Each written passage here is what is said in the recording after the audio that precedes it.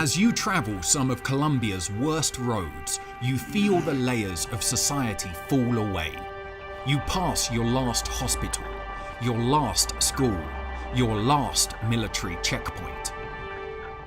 It's then you reach FARClandia. After weeks of negotiations, we were granted rare access to a large FARC camp. But it wouldn't be easy getting there. And this is where we were headed, the endless jungles of Colombia. In the morning gloom, more than 150 guerrilla fighters fall into formation.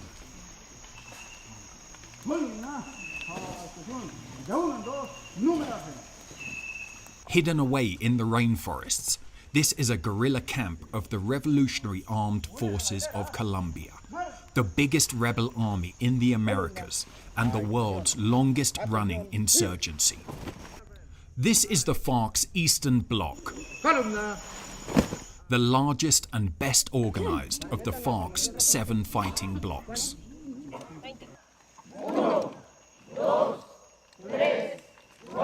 This is how a guerrilla army, after half a century of a brutal civil war, keeps in shape. The FARC rarely concentrate so many guerrillas together. It makes too tempting a target for the warplanes. But this war may be coming to an end. These guerrillas are on the cusp of a bold new experiment for Colombia. These fighters may be the first ones to enjoy peace. Este es un momento histórico. Bien y duro, bien histórico, un momento histórico. As the commander known as Kunta Kinte says, these are historic times. After 3 years of talks in Cuba with the Colombian government, the prospect of a peace deal is closer than ever. Porque es que es histórico porque le estamos metiendo es todo. Donde las partes empezamos a aflojar, sobre todo la FARC. Nosotros estamos poniendo todo, estamos diciendo es que vamos a construir la paz de Colombia. Estamos diciendo vamos a hacer dejación de armas, vamos a mirar las comisiones de la verdad, vamos a mostrarle la cara al país. Es que queremos la paz. Entonces eso no es cualquier cosa.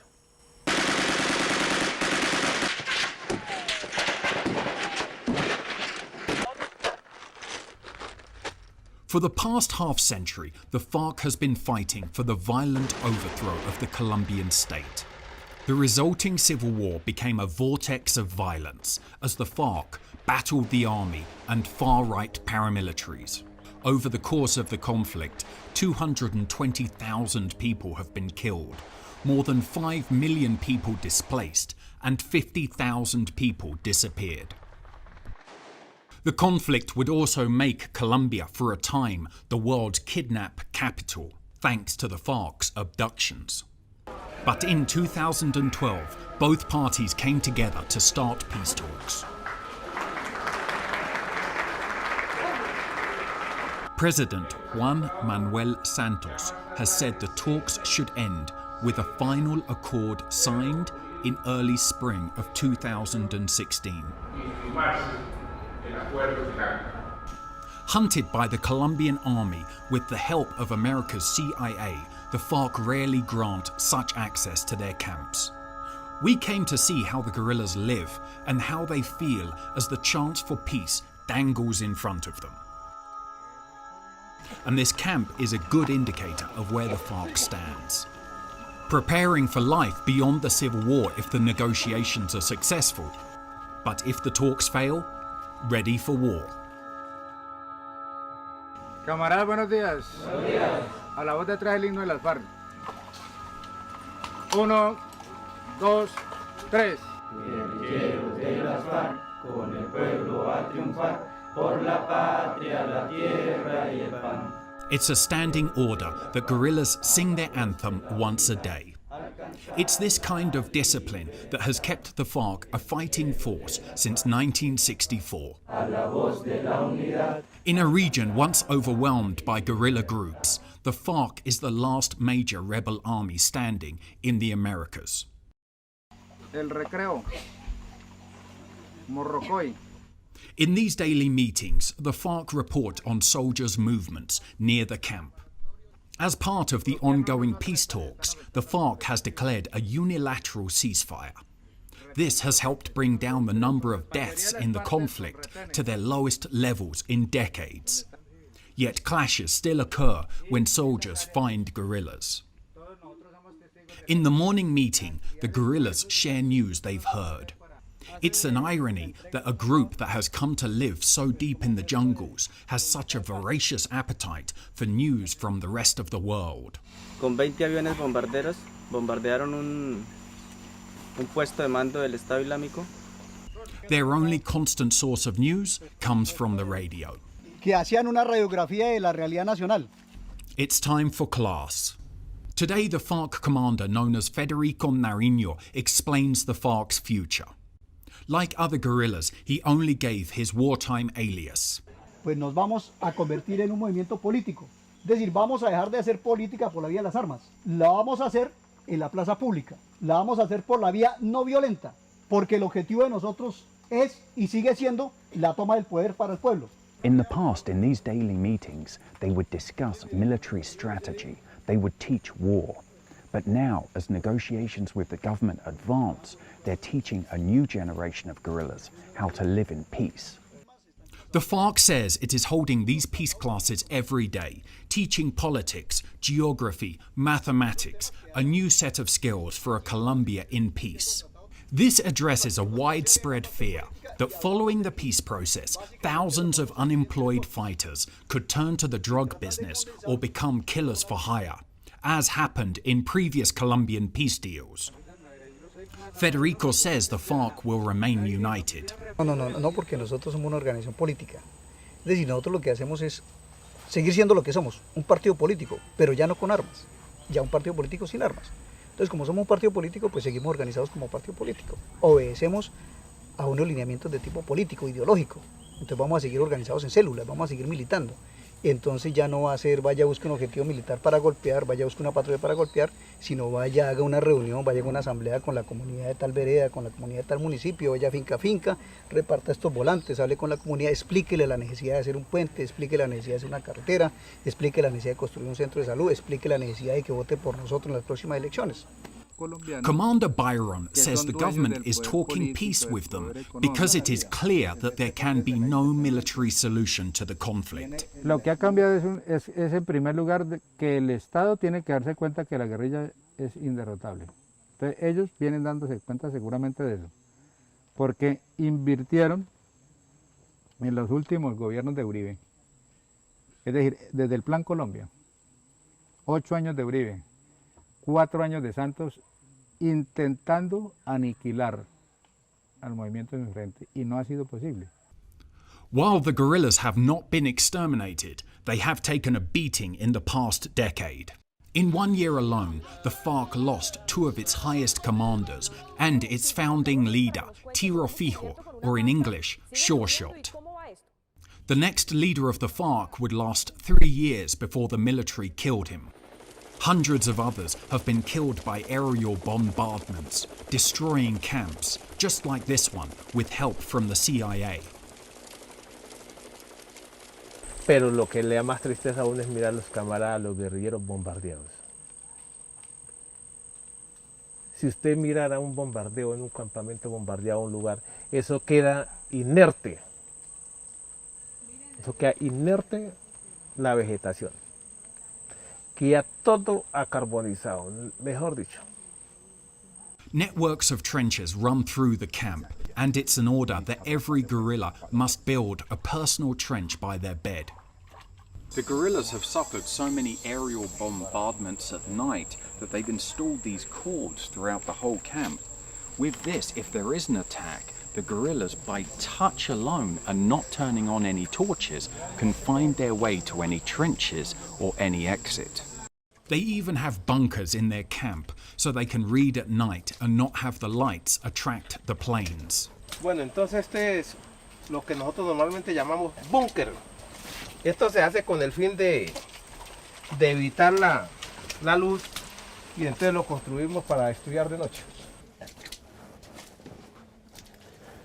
While the government has rejected the FARC's calls for a bilateral ceasefire, the government has agreed to halt the aerial bombardments. The FARC are genuinely concerned that if they lay down their arms, their members will be massacred. They point to the history of the UP political party. In the 1980s, a hard left-wing party emerged to run for elections. 5,000 members and 2 presidential candidates were murdered by the far-right death squads, sometimes working with the Colombian army and police.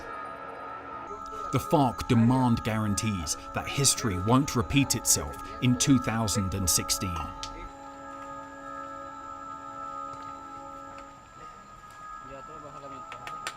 Life in the jungle is made up of infinite mosquitoes, thundering downpours, suffocating heat, and always cold showers.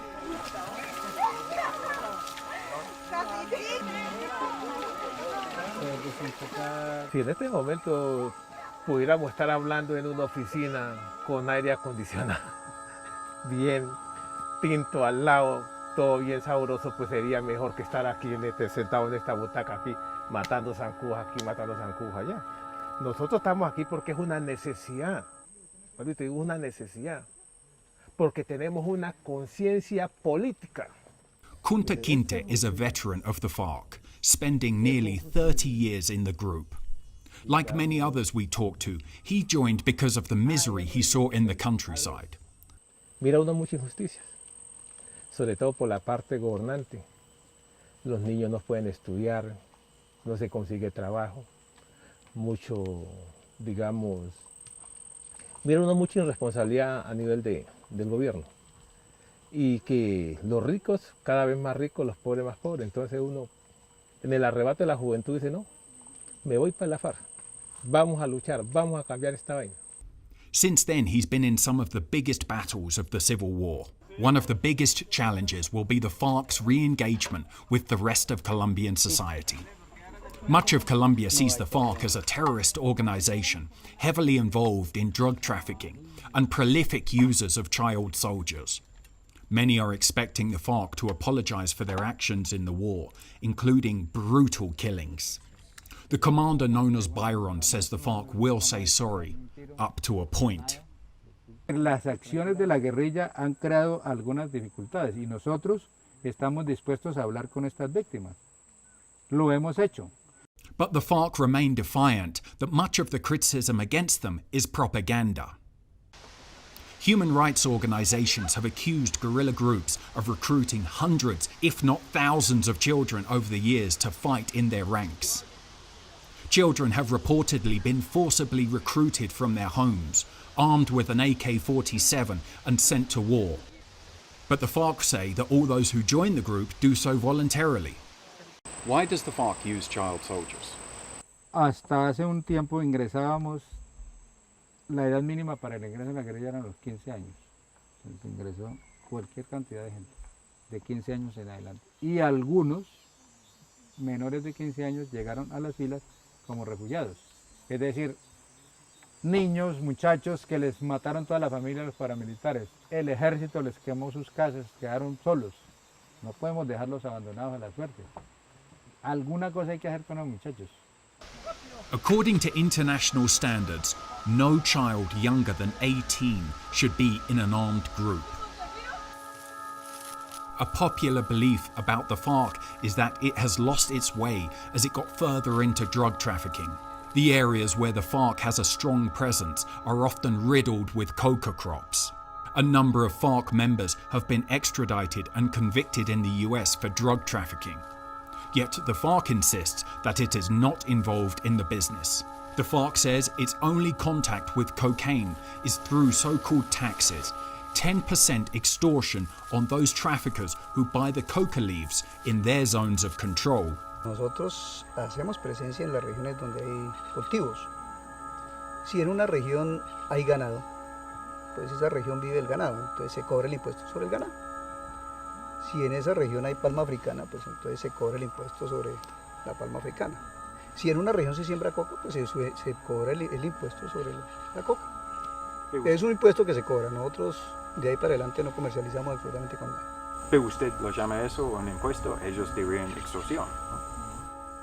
Es un impuesto, es un porcentaje, así como el gobierno cobra unos impuestos, hay un IVA, hay unas retenciones, hay una serie de impuestos fiscales, parafiscales, pues nosotros en las áreas nuestras cobramos los impuestos. How the FARC will address these questions in the future will go a long way in seeing how Colombian society will receive them. There's a lot you would expect to find in a FARC guerrilla camp. Lots of guns, Marxist ideology, and lots of guerrillas. What you wouldn't expect to find is a volleyball match. It's surreal to think we're in one of Colombia's most active war zones, yet these guerrillas are playing volleyball. Here, it's not all war.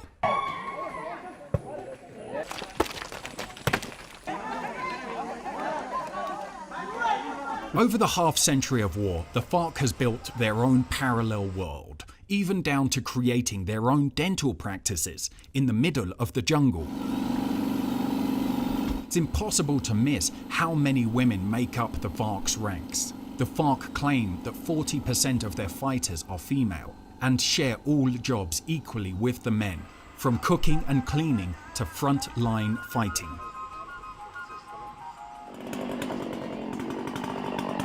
Almost all agree one reason for the birth of the FARC was the central government's abandonment of much of the countryside. Here it's the FARC that build the roads, not the government. If the peace process is to succeed, say the FARC, Colombia must undergo massive changes, lowering inequality, protecting the lives of a leftist opposition, and invest much more in the countryside, essentially removing the causes for which the FARC was created. Nosotros somos una consecuencia de todos los errores del Estado colombiano, claro. Nosotros somos una consecuencia. Hay unas causas que originaron el conflicto. Nosotros somos el efecto de esas causas. As our visit to the camp wraps up, we come across two guerrillas dancing.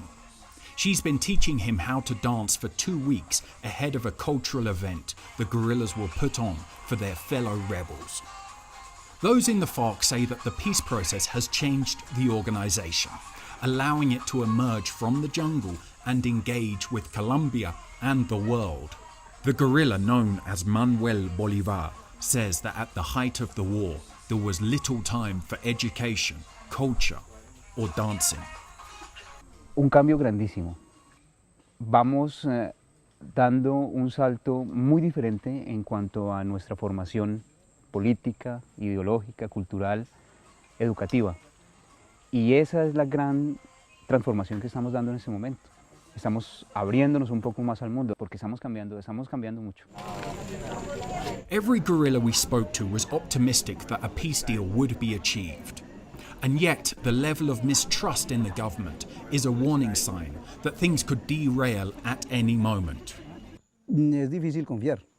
Históricamente, el Estado colombiano pues ha traicionado la mayoría de los pactos de paz que se han hecho.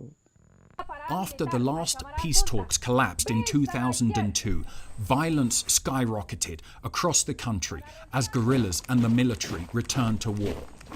And the FARC warn that if the peace deal does fail, Colombia will be plunged into war again, but even more violent, says Commander Jairo Lopez, a member of the FARC for the past 33 years.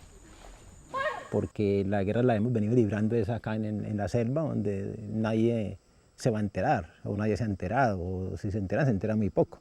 Seguramente que la confrontación ya la tendremos que hacer como en otro ámbito, más hacia afuera, más hacia donde se escuche, teniendo en cuenta otros objetivos de mayor valor, de tipo operacional, de tipo estratégico. Y en esa medida, pues la guerra seguramente que va a verse en una mayor escala. Colombia stands at the crossroads, a once-in-a-half-century chance to end the bloody civil war that long ago lost any meaning. But, as one member of the FARC told me, signing the agreement will probably be the easy part. The true test of the peace accord will be whether the FARC can bring its thousands of members back into Colombian society. and whether the government can honor its agreement and prevent FARC guerrillas from being killed once they lay down their arms.